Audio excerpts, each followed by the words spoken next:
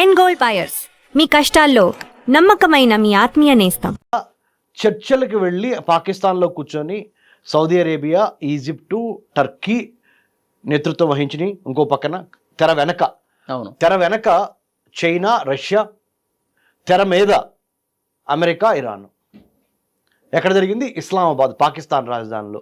దేని మీద జరిగింది? 44 రోజుల నుంచి జరుగుతున్న యుద్ధానికి స్వస్తి చెప్పి ప్రపంచ శాంతి, ప్రపంచంలో మళ్ళీ ఆర్థికంగా, రాజకీయంగా, సామాజికంగా, మతపరంగా ఇబ్బందులు రాకుండా ముందరికి వెళ్ళాలి, మన ప్రజలందరూ సుభిక్షంగా ఉండాలి అనే దాని మీద శాంతి చర్చలు జరిగినాయి. కానీ అమెరికా, ఇరాన్ మధ్య శాంతి చర్చలు 21 గంటల పాటు సుదీర్ఘంగా వాళ్ళు చర్చించుకున్నా కానీ American vice president JD Usha Vance, అంటే మన తెలుగు ఇంటి అల్లుడు ఎవరు? జేడి వ్యాన్స్, అమెరికా ఉపరాష్ట్రపతి. ఆయన చర్చలకు నేపథ్యం వహించి డొనాల్డ్ ట్రంప్ పంపిస్తే అమెరికా నుంచి అమెరికా అధ్యక్షుడు ఆయన పాకిస్తాన్ ఇస్లామాబాద్ వచ్చి ఇక్కడ ఇరాన్ నుంచి, ఇరాన్లో ఉన్న టాప్ లీడర్షిప్లో 15 మంది, ఇరాన్లో ఉన్న టాప్ లీడర్షిప్లో 15 మంది పాకిస్తాన్ ఇస్లామాబాద్ వచ్చారు ఈ చర్చల కోసం. చర్చలు చాలా విచిత్రంగా జరిగినాయి. ఫస్ట్ టైం డైరెక్ట్గా అమెరికా, ఇరాన్ కూర్చొని మాట్లాడుకోవాలా, మధ్యలో పాకిస్తాన్ని కూర్చోబెట్టి పాకిస్తాన్ ఏం చేసింది? విడివిడిగా మాట్లాడింది. ఉదాహరణ, మీరు వలి గారు, నేను రమేష్ కన్నిగంటి, నేనే అమెరికా అనుకుందాం, మీరు ఇరాన్ అనుకుందాం, ఎగ్జాంపుల్. మధ్యలో కూర్చున్న పాకిస్తాన్ నన్ను పక్కకు తీసుకెళ్లి పక్క రూమ్లో నన్ను కూర్చోబెట్టి వైస్ ప్రెసిడెంట్ జేడి వ్యాన్స్ నన్ను పాకిస్తాన్కి సంబంధించి మీ ప్రణాళికలు చెప్పండి, శాంతి కోసం మీరు ఏం అడుగుతున్నారు చెప్పండి అని నన్ను అడిగారు. ఇది అమెరికన్ వైస్ ప్రెసిడెంట్ అయిన జేడి వ్యాన్స్ నన్ను అడిగా అని నేను అనుకుంటున్నాను. నన్ను అడిగారు వాళ్ళు. అడిగితే నా లిస్ట్ చెప్పా. నేను అమెరికాకి వైస్ ప్రెసిడెంట్గా పాకిస్తానీ ప్రెసిడెంట్ షహబాజ్ షరీఫ్ గారికి నా లిస్ట్ చెప్పా. ఇగో ఇరాన్ దగ్గర న్యూక్లియర్ వెపన్స్ ఉన్నాయని మా దగ్గర ఇది ఉంది, ఎవిడెన్స్ ఉంది. ఆ ఎవిడెన్స్ సంబంధించిన కాగితాలు ఇవ్వండి, ఇంటెలిజెన్స్ ఇవ్వండి, రిపోర్ట్స్. తర్వాత వాళ్ళు స్ట్రైట్ ఆఫ్ హర్మూజ్ జలసంధిని మూసేశారు. మూసేయటం మూలాన ప్రపంచంలో ఎంత తీవ్రమైన ఆర్థిక నష్టం జరుగుతుందో ఇచ్చాను. తర్వాత మా అమెరికాకి సంబంధించిన military bases Saudi Arabia, Qatar, Oman, ఇక్కడ ఉన్న మా అమెరికా బేసెస్ని ఇరాన్ వాళ్ళు కొడుతున్నారు, ఇంత నష్టం వచ్చింది మాకు, ఇదిగోండి ఇంటెలిజెన్స్ రిపోర్టు.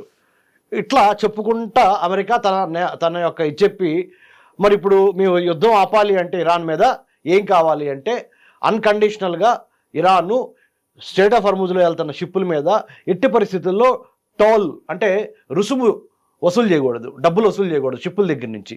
ఇదివరకు యుద్ధం ముందర ఎట్లయితే షిప్పులు ఫ్రీగా వెళ్ళినాయో వచ్చినాయో అలానే వెళ్ళాలి, నెంబర్ 1. నెంబర్ 2, ఇరాన్లో ఉన్న అణ్వాయుధానికి సంబంధించిన యురేనియం ఎన్రిచ్మెంట్ ప్లాంట్ ప్రాసెసింగ్ని ఆపేయాలి. తర్వాత ఇరాన్లో ఉన్న మానవ హక్కుల కోసం పోరాడుతున్న వాళ్ళని చంపేయకూడదు, మహిళల్ని కించపరచకూడదు. ఇలా ఒక 5-6 పాయింట్లు అమెరికా ఏమేం కావాలో ఇరాన్ నుంచి ఏం కావాలో అమెరికా పాకిస్తానీ ప్రెసిడెంట్ షరీఫ్ గారికి చెప్పింది. Okay right sir, thank you, మీరు ఇక్కడే ఉండండి సార్, నేను వెళ్ళి మాట్లాడొస్తానని షరీఫ్ గారు లేచి మళ్ళీ పక్క రూమ్లోకి వెళ్ళి పక్క రూమ్లో ఉన్న ఇరాన్కి సంబంధించిన 15 మంది పెద్ద అధికారులు వచ్చారు కదా శాంతి చర్చల కోసం. మీరు చెప్పండి ఇప్పుడు మీకు ఏం కావాలి? అమెరికన్ వైస్ ప్రెసిడెంట్తో మాట్లాడి వచ్చాను నేను, ఆయన ఇవి కావాలని అడుగుతున్నాడు, మీరేంటి మీ డిమాండ్స్ అని చెప్పండి అన్నారు. వాళ్ళు చెప్పడం స్టార్ట్ చేశారు. మీరు చెప్పండి షాబాజ్ గారు, మీరు ప్రధానమంత్రి కదా పాకిస్తాన్కి, మీరు పిలిస్తే మేము వచ్చాం కదా ఇరాన్ నుంచి, మేము మిమ్మల్ని అడుగుతున్నాం, సీదా అడుగుతున్నాం, మేము అమెరికాని స్ట్రైక్ చేశామా, అమెరికా వాళ్ళు మమ్మల్ని కొట్టారా? అమెరికా వాళ్ళు మమ్మల్ని బాంబు వేశారు, మా ఐతుల్లా కొమైని 86 ఏళ్ల ముసలాన్ని చంపేశారు, పెద్ద ఆయన్ని, మాకు దేవుళ్ళు అంటే ఆయన చంపేశారు, అది కరెక్టేనా? అడగండి వాళ్ళని, నెంబర్ 1. నెంబర్ 2, 166 మంది పసి బాలికలు, ఇది ప్రైమరీ స్కూల్లో ఉన్న బాలికలు చదువుకునే స్కూల్ మీద బాంబు వేశారు వీళ్ళు దుర్మార్గులు. అది నిజం, అది మరి నిజమే కదా, అబద్ధమేం కాదు కదా. ఇదిగోండి రిపోర్ట్, ఇదిగోండి ఎవిడెన్స్. ఇది 2వ పాయింట్. 3వ పాయింట్, స్ట్రైట్ ఆఫ్ హర్మూజ్లో షిప్పులు వెళ్తున్నాయి వస్తున్నాయి, వాటిని ఎప్పటి నుంచో మేము కాపాడుకుంటున్నాము, మేము ఎప్పుడు ఈ యుద్ధానికి ముందర ఎప్పుడు ఏ షిప్కి మేము హాని తలపెట్టలేదు, ఇప్పుడు ఎందుకు తలపెట్టాల్సి వస్తుంది? మమ్మల్ని కొట్టారు కాబట్టి అందుకని. 3వది. 4వది, అమెరికా యొక్క military bases Saudi Arabia, Qatar, Oman, Kuwait ఈ ప్రాంతాల్లో ఉన్నాయని చెప్తున్నారు కదా, అక్కడ అమెరికన్ బేసెస్ని కొడతామని మమ్మల్ని అంటున్నారు కదా, ఎందుకు కొడుతున్నామండి? మా బ్రిడ్జిలు కూల్చేశారు, ఇరాన్లో ఉన్న బ్రిడ్జిలు కూల్చేశారు, పోర్ట్లు కూల్చేశారు, ఎయిర్పోర్ట్లు కూల్చేశారు, జనాన్ని చంపారు, 146 మంది చిన్నపిల్లలు చంపారు, మా ఐతుల్లా కొమైని సుప్రీం లీడర్ని మట్టుబెట్టారు. మా పని మేము చేసుకుంటే వెళ్తుంటే మేము ఆల్రెడీ చర్చల్లో కూర్చున్నాం కదా, జూన్లోనే 2025 జూన్లోనే మీరు చర్చలు పిలిచి కూర్చున్నాం కదా, చర్చలు పిలిచి ఓ పక్కన ఇచ్చేటువంటి మీరు అడగండి సార్ అని ఇరానియానికి సంబంధించిన డెలిగేషను ఈ పాకిస్తానీ ప్రైమ్ మినిస్టర్ అండ్ ఆ టీంకి చెప్పారు. అమెరికా వాళ్ళని అడగమని. మళ్ళీ ఈ రూమ్లోకి వచ్చాడు. ఏమయ్యా మరి వీళ్ళందరూ ఈ మాట అంటున్నారు, ఇవ్వండి ఎవిడెన్స్ అంటే, సార్ వాళ్ళకి న్యూక్లియర్ని అంటే ఆ అణ్వాయుధాలని తయారు చేయడం ఆపమని 100 సార్లు చెప్పాం సార్, గత 40 ఏళ్ళ నుంచి చెబుతున్నాం సార్ మేము సార్ అని జేడీ వ్యాన్స్ అమెరికన్ ఉపాధ్యక్షుడు పాకిస్తానీ ప్రైమ్ మినిస్టర్ చెప్పాడు. ఓకే, మరి ఆపట్లేదు ఇరాన్ వాళ్ళు, ఏం చేయమంటారు? అప్పుడు పాకిస్తానీ ప్రైమ్ మినిస్టర్ ఏమన్నాడంటే, నేను అన్నమాట కదండి ఇది, ఇరాన్ వాళ్ళు చెబుతున్న మాట, ఇజ్రాయెల్ దగ్గర అణ్వాయుధాలు ఉంటే తప్పులేదు కానీ మా దగ్గర ఉంటే అణ్వాయుధాలు తప్పు ఉందని అడుగుతున్నారండి ఇరాన్ వాళ్ళు, మరి దానికి మీరేం సమాధానం చెప్తారండి జేడీ వ్యాన్స్ గారు? ఇరాన్ ఒక దేశమే, ఇజ్రాయెల్ ఒక దేశమే, రెండు ఆసియా ఖండంలోనే ఉన్నాయి. ఈ అమెరికా వాడే నార్త్ అమెరికా నుంచి వచ్చాడు, రైట్? మీ దగ్గర ఉంది న్యూక్లియర్ వెపన్, మీరే ఇరాన్ అనుకోండి, నేను ఇజ్రాయెల్ అనుకోండి ఎగ్జాంపుల్. మీ దగ్గర న్యూక్లియర్ ఎన్రిచ్మెంట్ ప్లాంట్ ప్రాసెసింగ్ జరుగుతుంది, నా దగ్గర జరుగుతుంది. మీ దగ్గరగా తప్పు లేనిది నా దగ్గర ఉంటే తప్పు ఎట్లా వచ్చింది మీకు? అంటే మీ ఇష్టం వచ్చిన న్యాయమా? గుడ్డి న్యాయమా?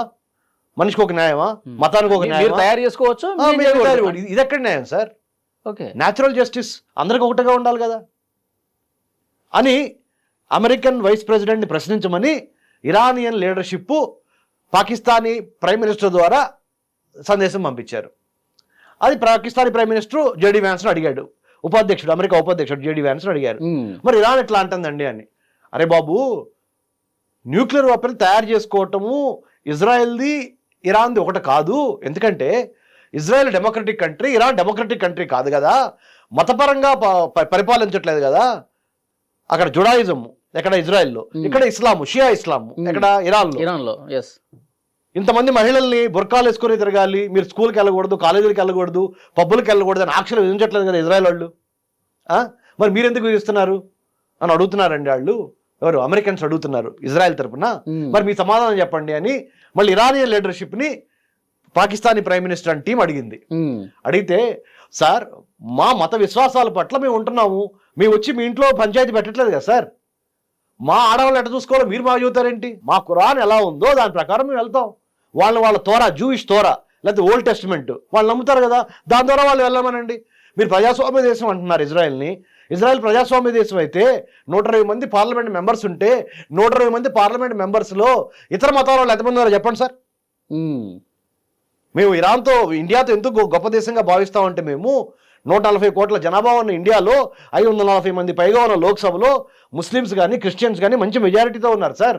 ముస్లిమ్స్ క్రిస్టియన్స్ హిందూ మతంతో కలిసి వేల ఏళ్ళ నుంచి అక్కడ ఉంటున్నారు. మాకు ఇండియా ఒక ఎగ్జాంపుల్ సార్, అందుకనే మేము ఇండియన్ షిప్ను వదిలేసాం సార్ మేము అని ఇరాన్ వాళ్ళు పాకిస్తానీ ప్రైమ్ మినిస్టర్ని కి చెబుతున్నారు. మీరు వెళ్ళి గడ్డి పెట్టండి ఆ జేడీ వ్యాన్స్ కి, అమెరికా ఉపాధ్యక్షుడికి, మీరు బాగా చెబుతారు. మెయిన్ ఏంటంటే ఈ అణు కార్యక్రమాలని ఇట్లా ఇది అంటే ఇది ఎందుకు ఇట్లా చేశానంటే, ఇట్లా ఈ కాన్వర్జేషన్స్ ఆ 4 గోడల మధ్య ఏం జరుగుతుందో మన తెలుగు ప్రజలకు అర్థం కావాలి. అంటే చర్చలు ఎలా జరుగుతాయి అంటే, జనరల్గా ఎదురు కూర్చోబెట్టి పెద్ద మనిషి కూర్చొని మాట్లాడతాడు, చర్చలు జరగటువంటి ఇది. కానీ ఇక్కడ జరిగింది ఏంటి తెలుసా? ఎదురు కూర్చోబెట్ల ఇరాన్ని అమెరికాని ప్రతినిధుల్ని 2 వేరు రూముల్లో కూర్చోబెట్టి ఈ పాకిస్తానీ ప్రధానమంత్రి గారు అంటే పంచాయతీకి పెద్ద శాంతి కోసం ఈయనే ఈ రూమ్కి ఆ రూమ్కి వెళ్తున్నాడు. అయినప్పటికీ సార్ ఇట్లా రూముల్లోకి వెళ్ళి మాట్లాడిన తర్వాత సో ఫైనల్ గా మళ్ళీ ఎదురుగా కూర్చొని ఏం జరగలేదా? ఎదురు కలవటం అనేది లేదండి అక్కడ. హాయ్ హలో ఒక ఫోటో ఆఫ్ మాత్రమే, ఫోటో ఆపర్చునిటీకి ఒకసారి అట్లా కలవటమే. ఎందుకంటే అంత గరంగా ఉంది వ్యవహారం, వేడి వాతావరణం. సో ఫోటో కోసం, ప్రపంచం కోసం కలిసామని అనిపించుకోవాలి కదా. అమెరికాకి కావాలి ఏమని, ప్రపంచం మొత్తం చెప్తున్నా మేము దాన్ని ఖాతరు చేయకుండా మేము ఇరాన్ కొడుతున్నాం అని చెడు పేరు మాకు వద్దు. మీరు చెబుతున్నారుగా, మేము వింటున్నాగా, వెళ్ళాంగా ఇరాను, మా వైస్ ప్రెసిడెంట్ పంపించానుగా నేను అని అమెరికా ప్రపంచానికి చెప్పుకోవాలా. అలానే ఇరాన్ కూడా చెప్పుకోవాలి ప్రపంచానికి, మాకంటే యుద్ధం అంటే మాకేదో పిచ్చి కాదు, యుద్ధం అంటే మాకేదో ఇష్టం కాదు, గతిలాకి యుద్ధం చేస్తున్నాం మేము. మీరు రమ్మన్నారు కదా ప్రపంచ శాంతి కోసం టాక్స్కి, వచ్చాం చూడండి, మేము ఏమైపోతామో తెలియదు, చంపేయచ్చు మమ్మల్ని పరాయి దేశం పాకిస్తాన్లో అమెరికా యొక్క బలంతో. అయినా కానీ మేము ప్రాణాలు తెగించి వచ్చామని ఇరానియన్ చెప్పుకోవాలి. చెప్పుకోవడం కోసం వచ్చారంటే there is something called public optics అంటారు ఇంగ్లీష్లో. పబ్లిక్ ఆప్టిక్స్ అంటే ఏంటంటే, న్యాయం చేస్తున్నట్టు కనపడాలి, మాట వింటున్నట్టు కనపడాలి, నీతిగా ఉన్నట్టు కనపడాలి, ప్రజాస్వామ్యంగా నడుచుకుంటున్నామని కనపడాలి, చూపించాలి. చూపించాలి కాబట్టి ఒక అటెంప్ట్ చేసి వచ్చాం. ఓకే. మేము వచ్చాం అంటే ఇరాన్ వాళ్ళు వచ్చారు, అమెరికా జేడీ వ్యాన్స్ అని టీం వచ్చింది. చివరికి జేడీ వ్యాన్స్ పత్రికా సమావేశంలో చెప్పింది ఏంటంటే ఆ 21 గంటల తర్వాత ఏప్రిల్ 12, 2026 పాకిస్తాన్ ఇస్లామాబాద్ నుంచి చెప్పింది ఏంటంటే 21 గంటలు చాలా శ్రమించాం శాంతి కోసం, ఇరాన్ ఏమాత్రం తగ్గట్లేదు, అందుకని ఇది ఇరాన్కి మంచిది కాదు. గుడ్ న్యూస్ ఏంటంటే శాంతి కోసం 21 గంటలు ప్రయత్నించాం. పాకిస్తాన్కి కూడా మేము కంగ్రాచులేషన్స్ చెప్తున్నాము, అప్రిషియేట్ చేస్తున్నాము సహకరించినందుకు. కానీ బ్యాడ్ న్యూస్ ఏంటంటే ఇరాన్కి ఇంకా బ్యాడ్ న్యూస్ ఇది ఏంటంటే చర్చలు విఫలమైనవి, మేము వినట్లేదు. ఓకే, ఇది. సో ఫైనల్గా మన తెలుగు ప్రజలు తెలుసుకోవాల్సింది ఏంటంటే 28 ఫిబ్రవరి 2026 సంవత్సరం స్టార్ట్ అయిన అమెరికా ఇజ్రాయెల్ కలిసి ఇరాన్ మీద అయతుల్లా ఖొమైనీ మీద ఆయన అనుచరుల మీద వేసిన బాంబింగ్లో అయతుల్లా ఖొమైనీ 46 ఏళ్ల నుంచి ఇరాన్ని పరిపాలిస్తున్న సుప్రీం లీడర్ 86 ఏళ్ల అయతుల్లా ఖొమైనీ మరణం. ఆ మరణం తర్వాత యుద్ధం తీవ్ర స్థాయికి వెళ్తాం. అమెరికా ఇజ్రాయెల్ కలిసి ఇరాన్ మీద దాడులు, ఇరాను ప్రతిస్పందించి దానికి కౌంటర్ అటాక్గా అమెరికా యొక్క మిలిటరీ స్థావరాలు ఎక్కడెక్కడ ఉన్నాయో, అన్ఫార్చునేట్లీ దురదృష్టవశాత్తు ఏంటంటే పక్క ముస్లిం కంట్రీస్ అయిన సొంత ధర్మం ఇస్లాం అంటే ఒకటే కదా, మీరు నేను సపోజ్ మనం ముస్లిమ్స్ అనుకుందాం, మీరు నేను లెట్స్ సే షారుఖ్ ఖాన్ అనుకుందాం, ఎగ్జాంపుల్ చెబుతున్నా. మన ఇద్దరం ఇస్లామిక్ కంట్రీసే, మన ఇద్దరం అల్లానేకే దండం పెట్టుకుంటున్నాం. కానీ మీరు సున్నీ మతం, నేను షియా మతం, నేను ఇరాన్ అయిపోయాను.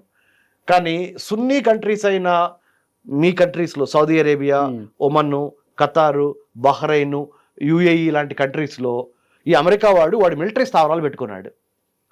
నాకు దగ్గరలో ఉన్నారు మీరు, నేను ఇరాన్, నన్ను కొట్టాడు కదా అమెరికా వాడు వచ్చి, మరి నేను కొట్టాలి అంటే నా పక్కన దగ్గరలో ఉంది మీరే, మీరు నా ముస్లిం కంట్రీ, నా తోటి ఇస్లామిక్ నా సోదరుడు, మీరు you are my brother, we are same religion, same blood.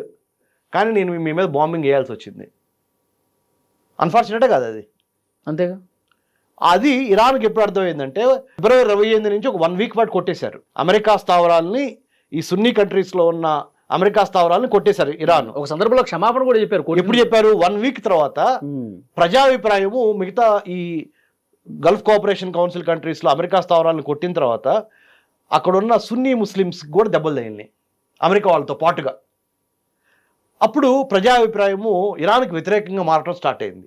అది గమనించారు ఇరాన్ వాళ్ళు. గమనించి ఇది అయితే ఇట్లయితే మనకి కోసాలు కదిలిపోతాయి, మన సొంత ధర్మం ఇస్లాంలో ఉన్న నా తమ్ముళ్ళు లాంటి వాళ్ళని సున్నీ ముస్లిమ్స్ నేను చంపుకుంటే మళ్ళీ వాళ్ళు నా మీద తిరగబడితే నేను ఒక్కడనే అయిపోతాను. ఉన్న 55 ముస్లిం కంట్రీస్లో షియా డామినేటెడ్ అయిన ఉన్న కంట్రీస్ 2 ఉన్నాయి, మహా అయితే 3 ఉన్నాయి. మిగతా అన్ని సున్నీ మెజారిటీ కంట్రీస్, సున్నీ ఇస్లాం మెజారిటీ కంట్రీస్. సో గేమ్ మొత్తం మారిపోద్ది, మన గొయ్యి మనమే దూకున్నట్టు ఉంటుందని ఇరానియన్ లీడర్షిప్ భావించి నా తోటి సున్నీ ముస్లిం దేశాలైన సౌదీ అరేబియాకి, ఖతర్కి, ఒమన్కి, బహ్రెయిన్కి, యుఏఈకి నేను క్షమాపణలు చెప్తున్నాను. అమెరికా మిలిటరీ స్థావరాలు మీ దేశంలో ఉండటం వల్ల నేను బాంబు వేయాల్సి వచ్చింది, లేకపోతే మీకు నాకు ఏమి పంచాయతీ లేదు. ఎందుకంటే మన ఇద్దరం కలిసి ప్రేమించేది, ప్రార్థించేది అల్లా దేవుణ్ణే, క్షమించండి, ఇక జరగవని చెప్పింది. జరగవని చెప్పిన 48 గంటల్లో మళ్ళీ తిరిగి కొట్టడం స్టార్ట్ చేసింది ఇరాన్. ఎందుకు చేయకపోతే ఇరాన్ పూర్తిగా నేలమట్టం అయిపోద్ది. ముందుకెళ్తే నొయ్య, వెనక్కి వస్తే గొయ్య. ఇది సిచ్యువేషన్ బ్రదర్.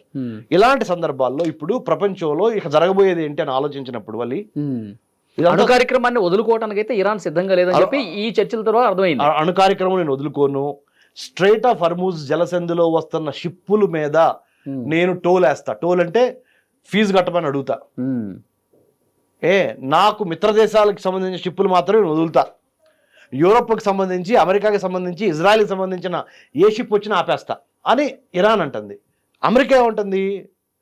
అరే అసలు యుద్ధం చేసిందే దానికోసం కదా, ఏది యురేనియం ఎన్రిచ్మెంట్ ప్లాంట్లని కొట్టేసేసి అణ్వాయుధాలని అధపాతాళానికి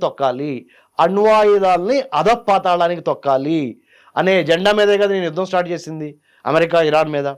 మరి అదే నెరవేరినప్పుడు ఇంక నీతో నాకు పీస్ టాక్స్ ఏంది, చాలు చాలా మాట్లాడా, ఇక మాట్లాడను, ఇక తొక్కేస్తా అని మళ్ళీ president Trump American president white హౌస్లో కూర్చొని తన సాయుధ బలగాల్ని, ఆర్మీ, నేవీ, ఎయిర్ ఫోర్స్ని, సిఐఏ అన్ని ఇంటెలిజెన్స్ ఏజెన్సీలని సమీకరించి ఇరాన్లో ఉన్న సైబర్ స్పేస్, అంతర్జాలాన్ని, మ్యారిటైమ్ స్పేస్, వాళ్ళ సముద్రానికి సంబంధించిన మార్గాల్ని, పోర్టుల్ని, ఎయిర్పోర్టుల్ని, రాకెట్ లాంచింగ్ సెంటర్స్ని, అణ్వాయుధాలు తయారు చేసే ఆ ఏరియాల్ని మొత్తాన్ని టెక్నికల్ ఇంటెలిజెన్స్ ద్వారా, ఇమేజరీ ఇంటెలిజెన్స్ ద్వారా, విజువల్ ఇంటెలిజెన్స్ ద్వారా, హ్యూమన్ ఇంటెలిజెన్స్ ద్వారా తెప్పించుకొని యుద్ధానికి సిద్ధం అవుతున్నారు.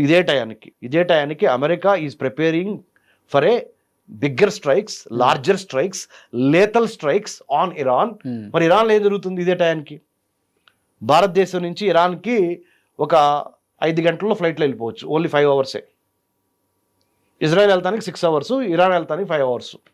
నేను ఇజ్రాయెల్లో చదువుకున్నా, అమెరికాలో చదువుకున్నా. ఇజ్రాయెల్లో చదువుకునేటప్పుడు చుట్టుపక్కల ఉన్న జోర్డాను, టర్కీ, ఈజిప్ట్ లాంటి దేశాలు తిరిగి వచ్చున్నా.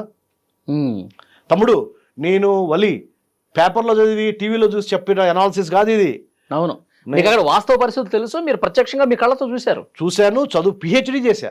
అమెరికా, ఇజ్రాయెల్ రక్షణ సంబంధాల మీద డాక్టరేట్ చేశా. ఎక్కడ? ఢిల్లీ జవహర్లాల్ నెహ్రూ యూనివర్సిటీలో. సార్, నేను మీతో ఇంటర్వ్యూ చేయడానికి కూడా ప్రధానమైన కారణం ఏంటంటే అక్కడ పరిస్థితులు 100% మన ప్రజలకి వాస్తవ పరిస్థితులు చెప్పాలి. మీరైతేనే బాగా చెప్పగలరు అన్న ఆలోచన నాకు ఉంది కాబట్టి మిమ్మల్ని పిలిచి మరీ ఇంటర్వ్యూ చేస్తాను. Thank you Ali. ఎందుకంటే మనము తెలిసిందని చెప్పాలి, తెలియని చెప్పాలి. అందుకే మనం ఆబ్జెక్టివ్గా ఉండాలి, కానీ ఇటు వర్గానికి సపోర్ట్ చేయటం కాకుండా అసలు జరుగుతున్న ప్రాథమిక వాస్తవాలు ఏంటి, ఫ్యాక్ట్స్ ఏంటి, అవును ఫ్యాక్ట్స్ ని బేసిస్ చేసుకొని ఎనాలిసిస్ ఉండాలి. అంటే విశ్లేషణ. అంతే. సో ఇప్పుడు ఈ టైంకి ఇరాన్లో ఏం జరుగుతుంది? మంచి ప్రశ్న చేసావు తమ్ముడు.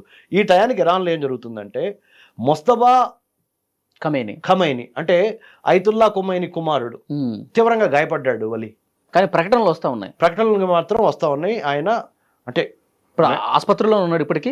అంటే హోమ్లోనే ఆసుపత్రి, బంకరు, సీక్రెట్ ప్లేసు ఉన్నే. కావాలని పుకారు ఏంటంటే రష్యాలో ఉన్నాడని, ఇంకో చోట అంటే శత్రు దేశాల నుంచి తప్పించుకోవడం కోసం. సో ఆయన ఏం చేస్తున్నాడంటే, ఇప్పుడు ఏం చేయాలి మనం? టాక్స్ ఫెయిల్ అయితేనే వాళ్ళకి కూడా తెలుసు. అందుకని ఆ టాక్స్ ఫెయిల్ అవుతున్న ఆ 21 గంటల్లో కూడా వాళ్ళేం ఖాళీ కూర్చోలేదు. సీ మైన్స్, షిప్పులు వెళ్ళే వాటిల్లో స్ట్రైట్ ఆఫ్ హర్ముజ్లో ఇండియన్ ఓషన్ ఉందమ్మా. ఇండియన్ ఓషన్ అంటే హిందూ మహాసముద్రంలో 3 నేత్రాలు ఉన్నాయమ్మా. 3 కీలకమైన వైటల్ ఇన్స్టలేషన్స్ అంటారు. అంటే మన మానవ శరీరంలో 3 ఇంపార్టెంట్ అవయవాలు ఏంటి అని ఎవరిని అడిగితే, గుండె, right, next let's say liver, let's say ఇంకొకటి అతి కీలకమైంది లెట్సే కళ్ళు అనుకుందాం. ఈ 3 ఎట్లయితే ఇంపార్టెంట్ మనిషికి ఎగ్జాంపుల్, అలానే హిందూ మహాసముద్రంలో 3 కీలకమైన సముద్ర జలాలు చాలా ఇంపార్టెంట్. ఒకటి స్ట్రైట్ ఆఫ్ హర్ముజ్, అది ఇరాన్ చేతిలో పూర్తిగా ఉంది. ఎందుకంటే ఇరాన్ పక్క నుంచి వెళ్తుంది స్ట్రైట్ ఆఫ్ హర్ముజ్, అంతే, ఆ జలసంధి. ఇరాన్ ఎక్కడ ఉంటే అవతల వైపు అక్కడ ఒమన్ ఉంది. ఒమన్కి ఇరాన్కి మధ్య ఒక 33 కిలోమీటర్ల విడ్తున్న ప్యాసేజ్ మార్గం, నారో అంటే చాలా తక్కువ మార్గం. అది కనుక మూసిపోయిందంటే, ఇక్కడ Gulf cooperation council countries 6 countries ఉన్నాయి. ఇక్కడ నుంచి ఆయిల్, న్యాచురల్ గ్యాస్ ఈ స్ట్రైట్ ఆఫ్ హర్ముజ్ దాటితేనే అటు అరేబియాలోకి వెళ్ళి అరేబియా సముద్రం నుంచి హిందూ మహాసముద్రానికి వస్తాయి. ఓకే. సో ఈ హిందూ మహాసముద్రంలో 3 ఇంపార్టెంట్ ఏంటి అవయవాలు అంటే 3 ఇంపార్టెంట్ వైటల్ ఇన్స్టలేషన్స్. ఒకటి straight of Hormuz, 2 Bob L మందేబ్. అది ఎక్కడుంది? యమన్ అనే దేశానికి, ఇక్కడ జిబూతి అనే దేశానికి మధ్యలో ఉన్నది. దాని యొక్క ఇంపార్టెన్స్ ఏంటి మన తెలుగు ప్రజలకు తెలియాలిగా.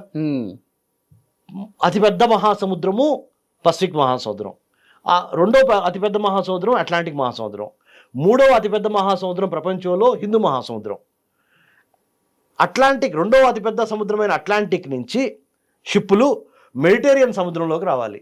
మెడిటేరియన్ సముద్రం అంటే మధ్యధరా సముద్రం. మధ్యధరా సముద్రంలో నుంచి ఈజిప్ట్ అనే ఒక దేశం ఉంది నార్త్ ఆఫ్రికాలో ఉన్న ఈజిప్ట్ పక్కన సూయజ్ కెనాల్ అనే ఒక కెనాల్ ద్వారా ఆ మధ్యధరా సముద్రంలో నుంచి సూయజ్ కెనాల్లోకి కాలువలోకి షిప్పులు రావాలి. అట్లాంటిక్ నుంచి బయలుదేరిన షిప్పు మధ్యధరా సముద్రంలోకి వచ్చింది. మధ్యధరా సముద్రంలో నుంచి సూయజ్ కెనాల్ ద్వారా ఎర్ర సముద్రంలోకి వచ్చింది షిప్పు. ఎర్ర సముద్రం దాటుకుంటా బాబ్ ఎల్ మందేబ్ అనే ఒక చిన్న ఇరుకు సందు సముద్రంలో, దాన్ని దాటి అరేబియా సముద్రంలోకి రావాలి. Okay. అరేబియా సముద్రంలో నుంచి ఇక హిందూ మహాసముద్రంలోకి వెళ్ళిపోయింది. ఓకే, ఈ బాబెల్ మందేబ్ ఎవరి కంట్రోల్లో ఉంది సార్? అది తమ్ముడు వల్లి చాలా స్మార్ట్ క్వశ్చన్స్ మంచిగా అడుగుతుంటాడు మనవాడు. బాగా అడిగావు తమ్ముడు. బాబెల్ మందేబు ప్రస్తుతానికి యెమెన్లో ఉన్న హౌతీ రెబల్స్ ఉన్నారే వాళ్ళు పట్టుబట్టారు. ఆ హౌతీ రెబల్స్కి ఫండింగ్ ఇస్తుంది ఎవడు? మళ్ళీ ఇరానే. ఎస్. హిజ్బుల్లాకి ఫండింగ్ ఇస్తుంది ఎవరు? లెబనాన్లో ఉన్న హిజ్బుల్లాకి ఇరానే, రైట్. హౌతీస్కి ఇరానే. హమాస్కి పాలస్తీనాలో గాజాలో ఉన్న హమాస్కి ఇస్తుంది ఎవరు? ఇరానే. అందుకని అమెరికా ఆ లిస్టులో చెప్పింది పాకిస్తానీ ప్రైమ్ మినిస్టర్కి, హౌతీసు, హమాస్, హిజ్బుల్లాకి డబ్బులు ఇవ్వటం ద్వారా, ఆయుధాలు ఇవ్వటం ద్వారా ఇజ్రాయెల్ని, మా ఫ్రెండ్లీ కంట్రీ అయిన ఇజ్రాయెల్ని, అమెరికా యొక్క స్థావరాల మీద కూడా దాడి చేపిస్తుంది ఇరాను. అందుకనే కదా మేము ఐతుల్లా ఖొమైనీ లేపేసింది, మాకేమన్నా ఇదా అనేది ఎందుకు వాడారంట ఆ మాట ఇది. సో ఎనీవే మళ్ళీ మళ్ళీ మళ్ళీ డైవర్ట్ అవుతాం. ఈ బాబెల్ మందేబ్ గురించి మాట్లాడుకుంటున్నాం. ఎందుకంటే ప్రపంచ రాజకీయాలు, ప్రపంచ జియో పాలిటిక్స్, ఫారెన్ అఫైర్స్ ఒక్క ప్రోగ్రాంలో ఒక అర్ధ గంటలో కూర్చుంటే అర్థం అవ్వు. 193 దేశాల చరిత్ర, ఎవరు ఎందుకు అట్లా ప్రవర్తిస్తున్నారు, వాళ్ళ ఇంటెంట్ ఏంటి, వాళ్ళ కంటెంట్ ఏంటి, వాళ్ళ క్యారెక్టర్ ఏంటి, వాళ్ళ ఉద్దేశం ఏంది, వాళ్ళ మైండ్ సెట్ ఏంది, ఇవన్నీ స్టడీ చేసి మేము పిహెచ్డి చేసి అర్థం చేసుకొని ఈ దేశం ఎట్లా ప్రవర్తిస్తుందంటే ఆ దేశం యొక్క చరిత్ర, సంస్కృతి, సాంప్రదాయము, మైండ్ సెట్ ఏంటి, మనం ఎట్లా ప్రవర్తిస్తున్నాం అంటే భారతదేశం, మన పూర్వీకులు, మన 5000 సంవత్సరాల సివిలైజేషన్ నాగరికత ఏంటి, ఇవన్నీ అర్థం చేసుకోవాలి తమ్ముడు. అంత ఈజీ కాదు, అట్లానే డిఫికల్ట్ కూడా కాదు. కొద్దిగా శ్రద్ధ పెడితే చిన్న శ్రామిక, కర్షక, కార్మిక, రైతులకు కూడా అర్థమవుద్ది. ఎందుకంటే వాళ్ళకు కూడా చాలా నాలెడ్జ్ ఉంటుంది. ఓన్లీ చదువుకున్న వాళ్ళు, డాక్టరేట్ చేసిన వాళ్ళకే నాలెడ్జ్ ఉంటుంది అనుకుంటే పొరపాటు. మనం పంచాయతీ పెట్టుకుంటాం ఎక్కడ, పల్లెటూరులో పంచాయతీలో కూర్చొని ఏం మాట్లాడుకుంటాం, మన గ్రామానికి ఎన్ని వనరులు ఉన్నాయి, ఎన్ని ఇబ్బందులు ఉన్నాయి, రోడ్లు ఉన్నాయా, ఇళ్ళు ఉన్నాయా, లేకపోతే మరుగుదొడ్లు ఉన్నాయా, డబ్బులు ఎంత వస్తున్నాయి పంచాయతీకి, ఆదాయము, వచ్చిన ఆదాయంలో ఇటువైపు వెళ్ళాలి. దీన్నే బ్రెయిన్ స్ట్రామింగ్ అంటారు, అంటే మేధోమదనం. అలానే దీన్నే ప్రపంచంలోకి అప్లై చేయాలి. ఉన్న దేశాలని 193 దేశాలు, విశ్వమానవ ఈ కళ్యాణానికి 193 దేశాలు కలిసికట్టుగా ఉండి శాంతి సౌభాగ్యాలతో ఉంటే కొట్టుకోవటం ఉండదు.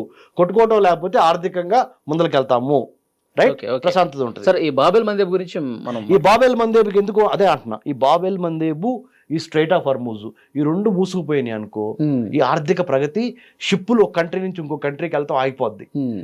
తినే తిండి దగ్గర నుంచి కట్టుకునే బట్ట వరకు, వాడే ల్యాప్టాప్ వరకు, మనం డ్రైవ్ చేసే 2-వీలర్ నుంచి కార్ వరకు షిప్పుల్లో వేరే వేరే దేశాల నుంచి ఇటు నుంచి అటు petrol, natural gas, ammonia, urea, you any name, ప్రపంచంలో 80% ట్రేడ్ బిజినెస్ ఎలా జరిగిద్ది అంటే ఫ్లైట్ల ద్వారా కాదు, రైళ్ల ద్వారా కాదు, కారుల ద్వారా కాదు, పెద్ద షిప్పుల ద్వారా. 132,000 లీటర్ల డీజిల్ ఎంత అవుతుంది తెలుసా నీకు? కొన్ని 100 కోట్లు అవుతుంది. నీకు అర్థమవుతున్నప్పుడు ఒక షిప్ ఒకసాట ఆగిపోయిందంటే ఆ షిప్ ఓనర్ గాడికి కానీ, ఆ షిప్పును నమ్ముకున్న బతికే వ్యాపారస్తులకు కానీ 10 రోజుల్లో రావాల్సిన సరుకు 2 నెలల్లో వచ్చింది అనుకో తమ్ముడు, నువ్వు అర్థం చేసుకో. అర్థమవుతుందా? మీరు అనొచ్చు ప్రపంచంలో 80% వరల్డ్ ట్రేడ్ అంతా సముద్రాల ద్వారా, షిప్పుల ద్వారా జరుగుతుంది అంటున్నారు. అందుట్లో ఒక 20% oil, natural gas straight of Hormuz ద్వారా జరుగుతుంది అంటున్నారు. ఇంకొక 12% బాబెల్ మందేబ్ ద్వారా జరుగుతుంది. 20-12 ఎంత అయింది? 32 అయింది. ఇంకోటి ఉంది, మూడో నేత్రం. హిందూ మహాసముద్రంలో 3 కీలకమైన స్ట్రైట్స్ గురించి మాట్లాడుతున్నా, అంటే సముద్ర జలాల గురించి. మూడవది అతి కీలకమైంది తమ్ముడు, ఇండోనేషియా, మలేషియా మధ్య ఉన్న straight of Malacca straight. Indonesia largest Muslim population ఎక్కడుందో తెలుసా ప్రపంచంలో? ఇండోనేషియాలో ఉంది. సెకండ్ లార్జెస్ట్ ముస్లిం పాపులేషన్ ఏ కంట్రీలో ఉంది తెలుసా? మన భారతదేశంలో ఉంది, ఇండియాలో. పాకిస్తాన్లో కూడా కాదు తమ్ముడు, పాకిస్తాన్లో కన్నా ఎన్నో రెట్లు అధికం భారతదేశంలో ముస్లిమ్స్ ఉన్నారు. వాళ్ళు మనకు చెప్పేది అసలు మనం సెక్యులరా కాదా? 100% మనం సెక్యులర్, అంతేగా. గుడ్ల మీద చేసుకొని చెప్పానండి ఎవరన్నా. భారతదేశంలో ఉన్న ముస్లిం సోదరుడు ఇంత హ్యాపీగా, ఇంత ఫ్రీడమ్గా, ఇంత ప్రాస్పరస్గా ఏ దేశంలో ఉండలేడు. రిస్ట్రిక్షన్స్ ఉంటాయి అక్కడ చాలా. ఇక్కడ మన దేశంలో మనం కలిసిపోయాం కదా అసలు. మనం ఎంత చక్కగా అసలు మనము అక్బరు అన్నదమ్ముల్లాగా మనం కొన్ని 100,000 ఏళ్ళ నుంచి కలిసి ఉంటున్నాం మనం, అంతే. సో నేను చెప్పేది ఇక్కడ Malacca strait, Bab el Mandeb, strait of Hormuz, ఈ మూడిటికి ఇది ఒక 20%, స్ట్రేట్ ఆఫ్ ఇక్కడ 12, 32 ఎక్కడ బాబెల్ మంది 12% ప్రపంచానికి సంబంధించిన oil natural gas 12% Bab el Mandeb నుంచి వచ్చింది. ప్రపంచానికి సంబంధించిన వినియోగంలో 20% oil natural gas crude oil మిగతా అన్ని కలిపి ఈ స్ట్రేట్ ఆఫ్ హార్ముజ్ ద్వారా బయటకు వస్తాయి. 20 + 12 32. స్ట్రేట్ ఆఫ్ మలక్కా ద్వారా ఇంకొక 15 నుంచి 17% వేసుకో. 32 15 50% అయిందా? నీకు అర్థమవుతుందా? ఇప్పుడు ఒక్క హిందూ మహాసముద్రాన్ని కాపాడుకుంటే, హిందూ మహాసముద్రము ప్రపంచంలో 3వ అతిపెద్ద మహాసముద్రం. అది మన భారతదేశము కరెక్ట్గా హిందూ మహాసముద్రానికి సెంటర్లో ఉంది తమ్ముడు. హిందూ మహాసముద్రం యొక్క నీళ్లు 50 దేశాలకు టచ్ అవుతాయి. అంత పెద్దది హిందూ మహాసముద్రం. 3 ఖండాలు టచ్ అవుతాయి. ఆఫ్రికా ఖండం నుంచి స్టార్ట్ అయ్యి హిందూ మహాసముద్రము, ఆసియా ఖండము, ఇటు ఆస్ట్రేలియా వరకు ఇంత పెద్ద హిందూ మహాసముద్రంలో 3 కీలకమైన జలసందులు ఏంటయ్యా అంటే strait of Hormuz, Bab el Mandeb, strait of Malacca. 50% of the world trade ఈ 3 కనుక మూసుకుపోయినాయి అనుకో, మొత్తం స్తంభించింది, ఎక్కడికక్కడ ఆగిపోతాయి ప్రపంచం. అందుకనే భారతదేశము, Pakistan, China, Bangladesh, Nepal, Bhutan, Myanmar, Iran, Iraq, Israel, Lebanon, Syria, right, మనందరం కలిసి ఉజ్బెకిస్తాన్, తుర్కమెనిస్తాన్, కజకిస్తాన్, రైట్, మనందరం కలిసి ఎందుకు ఉండాలంటే, చైనా, మనందరం ఎందుకు కలిసి ఉండాలంటే, ఆసియా ఖండం ప్రపంచానికి, మరి ముఖ్యంగా 21వ శతాబ్దానికి ఆసియా ఖండమే పెద్ద జ్యోతి, అఖండ జ్యోతి. ఈ ఆసియా ఖండాన్ని కాపాడుకుంటే ఈ యూరోప్ నుంచి, లేకపోతే ఆఫ్రికా నుంచి, లేకపోతే ఇటు ఆస్ట్రేలియా నుంచి, లేకపోతే అమెరికా నుంచి, లాటిన్ అమెరికా నుంచి మనకి ఇబ్బందులు లేకుండా మన ఆసియా ఖండాన్ని కాపాడుకుంటా మనలో ఉన్న మతపరమైన, ప్రాంతపరమైన, కులపరమైన రకరకాల జాడ్యాల్ని తగ్గించుకొని మనందరం కలిసి ఉండే విధంగా ఉంటే బాగుంటుంది. అందుకనే ఇప్పుడు మనం కోరుకోవాల్సింది ఏంటంటే భారతదేశం, మరి ఇప్పుడు పాకిస్తాన్ ఇనిషియేటివ్ తీసుకున్న, లేకపోతే పాకిస్తాన్ ఇనిషియేటివ్ తీసుకోబడింది రష్యా, చైనా ద్వారా అనుకుందాం, టాక్స్ ఫెయిల్ అయినాయి. మరి నెక్స్ట్ ఆల్టర్నేటివ్ ఏంటి? భారతదేశం ఆ నాయకత్వం తీసుకోవాలా? యుద్ధాన్ని ఆపేందుకు భారతదేశం ఏం చేయాలి? భారతదేశం ఇజ్రాయెల్ నుంచి యుద్ధంలో భారతదేశం ఏం నేర్చుకోవాలి?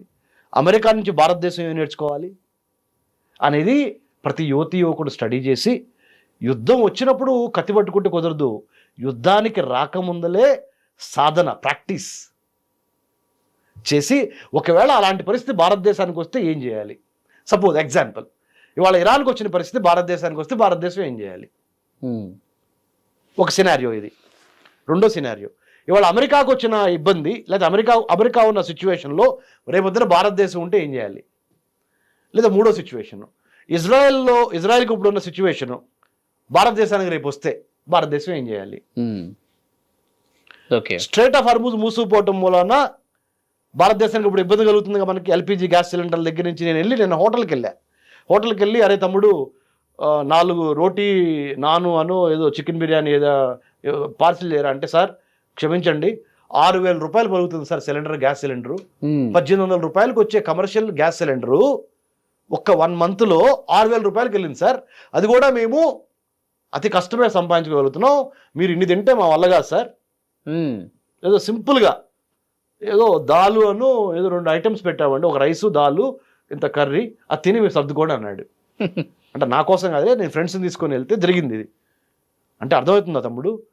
20% సముద్రానికి సంబంధించిన ఆధిపత్యం ఉన్న స్ట్రేట్ ఆఫ్ హార్ముజ్ మూసుకుపోతేనే ఇంత గొడవ అయితే, గాడ్ ఫర్బిడ్, అంటే దేవుడు మనల్ని క్షమించుగాక, మన మానవ మూర్ఖత్వంతో, మానవ అహంతో, మానవ తప్పిదంతో యుద్ధాన్ని క్రియేట్ చేసి రేపొద్దున ఈ యుద్ధం చిలికి గాలివాన్ అవుతుంది, మిగతా 2 కూడా దెబ్బలు తగిలినాయి అనుకో, స్ట్రేట్ ఆఫ్ మలక్కాకి బాబెల్ మందేబ్కి. ఒకసారి ఊహించుకో తమ్ముడు, 3 ఒకేసారి మూసిపోయాయి అనుకో జలసందులు. మనం ఏం తప్పు చేయలే, మళ్ళీ మన భారతదేశం తప్పేం లేదు, అసలు మనకేం సంబంధం లేదు. వాళ్ళు కొట్టుకుంటున్నారు. కాకపోతే సముద్రం ద్వారా ఇటు నుంచి అటు షిప్పుల ద్వారా ఎక్స్పోర్ట్ ఇంపోర్ట్ అవ్వాలి కాబట్టి ఆగిపోతుంది వాళ్ళు కొట్టుకోవడం మూలాన, ఆ యుద్ధాల మూలాన. మరి ఈ 3 మూసుకుపోతే మన భారతదేశం మన పరిస్థితి ఏంటి? ఇప్పుడు అదే సార్, ఇప్పుడు నెక్స్ట్ ఏం జరగబోతున్నది చాలా మందిలో ఆందోళన. అందుకనే ఇప్పుడు అమెరికా విరుచుకుపడితే ఇరాన్ మీద నేను ఒకటి చెబుతున్నాను, ఏం జరగబోతుంది, భారతదేశం యొక్క నాయకత్వం ఎట్లా ఉండాలి, ఈ యుద్ధాన్ని నుంచి తప్పించుకొని భారతదేశము సర్వసత్తాక సార్వభౌమ లౌకిక రాజ్యంగా విరాజిల్లుతా, ఆర్థికంగా, రాజకీయంగా, సామాజికంగా, శాస్త్ర సాంకేతిక రంగాల్లో భారతదేశము ఈ యుద్ధ ప్రభావం నుంచి తప్పించుకొని కూలీ నాలి కార్మిక కర్షకులకి కడుపు కాలకుండా, ఉద్యోగాలు పోకుండా ఎలా ఉండాలి అనే దాని మీద మళ్ళీ తమ్ముడు నువ్వు అవకాశం ఇస్తే ఇంకొక ఎపిసోడ్ లో పాకిస్తాన్ టాక్స్ ఫెయిల్ అయినాయి, అమెరికా ఇరాన్ కొట్టుకోవడానికి రెడీ అయినాయి, తర్వాత 3 జలసంధుల గురించి ఇంటర్వ్యూలో మాట్లాడుకున్నాము, చాలా నాలెడ్జ్ మన తెలుగు ప్రజలకు ఇచ్చాము. అవును, వాళ్ళు కూడా వాళ్ళ యొక్క అభిప్రాయాలని మనకి కామెంట్స్ ద్వారా కింద రాస్తే తమ్ముడు మన ఇద్దరు ప్రోగ్రాంలో దాని నుంచి మనం నేర్చుకొని, ఇక్కడ నేర్చుకోవటం అనేది చాలా ఇంపార్టెంట్. మనం కూడా ప్రేక్షకుల నుంచి నేర్చుకోవాలి. అవును, ప్రేక్షకులు కూడా చాలా సందేహాలు, ప్రేక్షకులు అనే మాటని వాడును మన తెలుగు ప్రజల నుంచి మనం నేర్చుకోవాలి. ప్రేక్షకులు అంటే అదేదో సినిమా లాగా ఉంటది, ఇది జీవితం కదా. మన తెలుగు ప్రజలు చాలా విజ్ఞాన పరులు, వాళ్ళ నుంచి కూడా వాళ్ళ అభిప్రాయాలను మనము తెలుసుకుందాం. వాళ్ళు కూడా కొన్ని ప్రశ్నలు వేస్తారు, రాయమని చెప్పండి. మనం ఏం చేద్దాం అంటే నెక్స్ట్ ఎపిసోడ్ లో తమ్ముడు వలి 100% అమెరికా ఇజ్రాయెల్ కలిసి ఇరాన్ మీద జరుగుతున్న ఈ యుద్ధానికి సంబంధించి భారతదేశం యొక్క న్యాయకత్వ పాత్ర ఏ విధంగా ఉండాలి, అసలు భారతదేశం బాధ్యత తీసుకొని మొత్తాన్ని కూర్చోబెట్టి మాట్లాడాలా, లేదా మనకెందుకు కాముగా ఉండాలా, మాట్లాడితే ఎలా మాట్లాడాలి, పూర్తిగా స్ట్రెయిట్ ఆఫ్ హార్మూజ్ మూసుకుపోతే పరిస్థితి ఏంటి, భారతదేశం మీద ఎలాంటి ప్రభావం మనం ఏం చేయాలి, అప్పుడు మనం ఏం చేయాలి, ఇట్లా చాలా ప్రశ్నలు ఉన్నాయి అందరం మొదలు. మన కార్మిక కర్షక రైతు సోదరులు కూడా ఒకటే చెప్తున్నాను నేను, మీరు ఏమి తీసుకోలేరు, మీరు డాక్టరేట్లు, ఎంఏలు, ఎంకాములు ఏం చేయక్కర్లేదు. మన యొక్క దేవుడిచ్చిన ఇంగిత జ్ఞానము, కామన్ సెన్స్తో ఆలోచించి మన కుటుంబంలో ఎట్లయితే గొడవలు జరిగినప్పుడు మనము 4 రకాలుగా ప్రయత్నిస్తామో ఆ గొడవలను సర్దుమడడానికి, అట్లానే ప్రపంచ శాంతి కోసము ఉన్న 193 దేశాల్లో ఒక దేశం భారతదేశం. భారతదేశానికి 15,000 కిలోమీటర్లు మనకి భూ సరిహద్దు ఉంది, 11,098 కిలోమీటర్లు మనకి కోస్తా తీరం ఉంది. 11,098 ప్లస్ 15,000 కలిపితే ఆల్మోస్ట్ 26,000 కిలోమీటర్లని భారతదేశం ప్రతిరోజు మనం వేరే విదేశీ శక్తుల నుంచి మనల్ని కాపాడుకోవాలి. ఇప్పుడు సపోజ్ వలి తమ్ముడు నీకు ఎంత ఇల్లు ఉందిరా అంటే నువ్వు నాకు చెప్తావు, అన్న నాకు ఇన్ని గజాలు ఇల్లు ఉందన్నా అని చెప్తావు. మన ప్రజల్లో కూడా అడిగితే నాకు ఒక 20 ఎకరాలు ఉంది సార్, నాకు 2 ఎకరాలు ఉంది సార్, 3 ఎకరాలు ఉంది సార్, మాది సార్ ఉత్తరం ఎంత ఉంది, దక్షిణం ఎంత ఉంది, పడమర ఎంత ఉంది, తూర్పున ఎంత ఉంది, మా ఇల్లు పలానా హైదరాబాద్లో పలానా నగరంలో ఉంది, పలానా సిటీలో పలానా టౌన్లో అని చెప్తావు.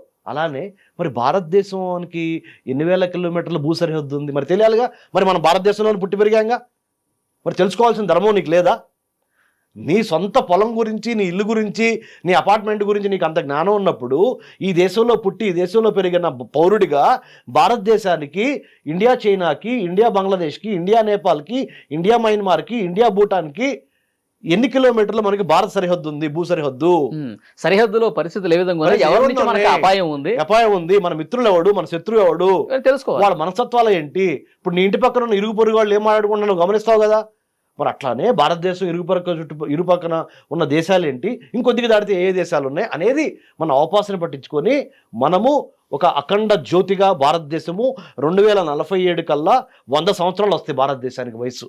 అప్పటికల్లా అంటే ఇవాళ నుంచి ఇంకొక 22 ఏళ్లలో భారతదేశానికి 100 ఏళ్ళు వస్తాయి. ఆ 100 ఏళ్ళు వచ్చినప్పటికీ భారతదేశం మన దేశము నెంబర్ 1గా ఉండి, భారత్ అంటే BHARAT build a harmonious but audacious Raj to advance India's trade, India's technology, India's talent, India's tourism and to destroy terrorism. ఉగ్రవాదాన్ని కూకుటి వేలుతో సహా పెగిలించి భారతదేశం యొక్క వ్యాపారాన్ని, పర్యావరణాన్ని, పర్యాటకాన్ని, టాలెంట్, ప్రతిభని ముందుకు తీసుకెళ్తా, వర్తకం, ట్రేడ్ని ముందుకు తీసుకెళ్తా, ఉగ్రవాదం, టెర్రరిజాన్ని తొక్కేయాలి. ఇది గోల్గా పెట్టుకొని ఒకటే జెండా, త్రివర్ణ పతాకం, ఒకటే agenda. By 2047 India must be number 1 committee of nation. ఇదే స్పిరిట్ మనం కొనసాగిద్దాం. చాలా మంచి ఇన్ఫర్మేషన్ ఇచ్చారు. Thank you very much.